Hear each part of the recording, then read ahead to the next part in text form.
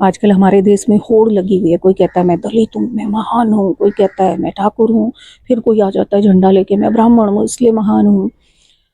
पर इनको पूछो ना कभी कि भाई आपको इंडियन होने पे गर्व होता है? आप कभी कह पाओगे कि बीइंग अ इंडियन मैं महान हूँ?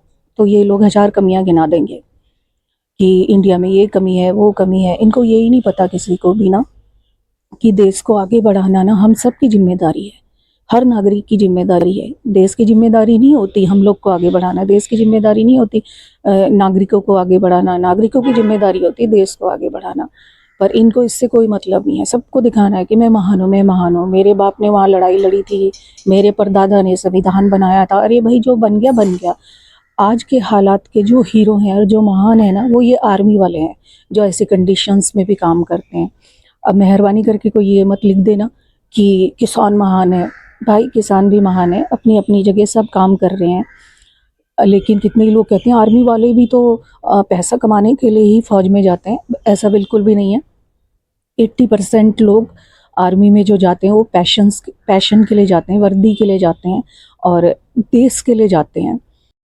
हो सकता है कि बाकी के 20% पैसा कमाने के लिए ही जाते होंगे, लेकिन उसमें भी मैं दावे के साथ कह सकती हूँ कि जब वो आर्मी ज्वाइन कर लेते हैं ना, यूनिफॉर्म पहन लेते हैं, तो उनकी फर्स्ट प्रायोरिटी सिर्फ देश रह जाता है कि बस जीना है तो देश के लिए और मरना है तो देश के लिए।